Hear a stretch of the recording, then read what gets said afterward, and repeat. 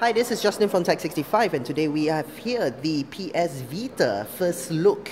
Alright, so the PS Vita will be coming out in Singapore at $399 suggested retail price on the 22nd of February. So it's going to be very soon, next month actually. Yeah, so let's take a look at the PS Vita in terms of the hardware itself. This is how it looks like in the first screen itself. Okay, the touch screen, it is a touch screen. Okay, so pretty much everything is touch that you have to interact with.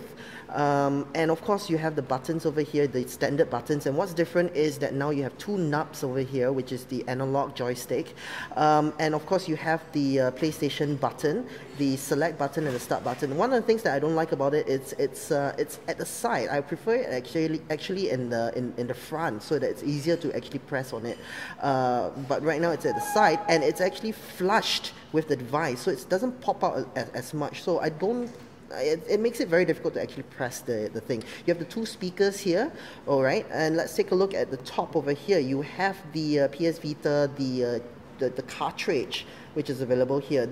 Now the cartridge it looks like this. It's not that big looking cartridge. It looks like an SD card, but it's not. It's actually a proprietary type of it, right?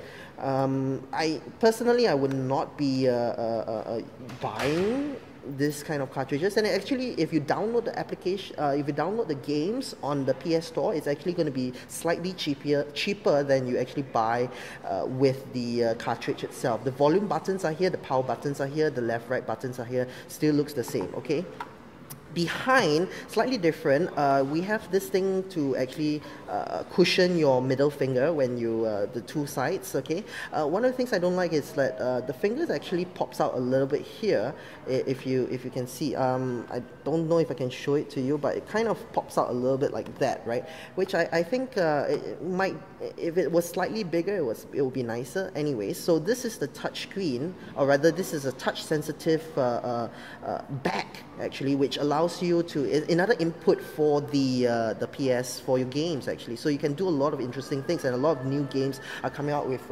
interesting things, interesting ways of interacting with the game. You have the camera over here, and of course you have another front-facing camera over here. Okay, a lot of games are actually utilizing the front-facing camera quite a bit actually. So yeah. At the bottom, you have the memory card over here, and this is actually a proprietary memory card thing. Alright, let me take it out. It will probably come bundled with a 4 gig. This is an 8 gig version, and it has all the way up to 32 gigs. So if you are like me, who downloads a lot of games from the PS Store rather than actually buying the cartridges itself, the 32 gig would be very interesting to buy, but estimated price for the 32 gig is actually pretty pricey at about 100, I think will be about 150 or so Singapore dollars. Might be more expensive though. There is the proprietary connector here for your charging, and that's pretty much about it, right? So there are a few things I don't really like about this device, but let's just take a look at the software first before we get into what I don't quite like about it, right? So let me unlock this PlayStation. Okay, so the PS Vita. So as you can see, it's really very smooth in terms of the animation. Look at that. Look at how smooth that is, right? Simply amazing. Really love the responsiveness and the smoothness. Look at that, how smooth that is. Amazing stuff. I really like about that, right?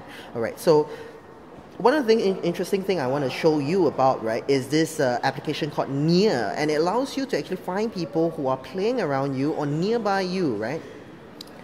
And what this means that is like those people around you basically can start discovering new friends and new people playing the same games as you, and actually start creating new games, and or rather playing games together, which is makes it very interesting, and of course share items within the games and whatnot. So this is one of the things that you can do. In order to exit this game, look at that, all you need to do is just press the PS button over here and you exit it, right? And well, it kind of like doesn't exit, but it pauses the game first, right? And you can go back to your original like screen and whatnot and open another game or some some sort, right?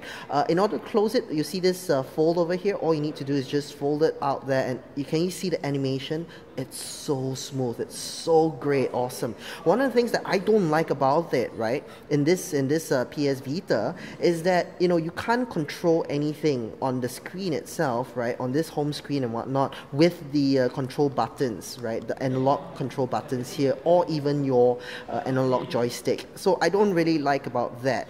But otherwise, right, in terms of software, it's pretty amazing. It's pretty amazing. One of the things that you have to take note, however, is that when you're playing a game, you can't have the browser open at the same time when you're playing a game. And when you open the browser, it will ask you to close your games. So that's one of the things that hopefully they would change that and fix that in future. Of course, there will also be, hopefully in future, the PS Home, the PlayStation Home, that will hopefully be part of this PS Vita ecosystem also. So this is the PlayStation Vita coming to Singapore on the 22nd of February at a suggested retail price of 399 Singapore dollars for the Wi-Fi version. The 3G version hasn't really been announced when it's going to come out or what the pricing is. This is Justin. Thank you very much for watching.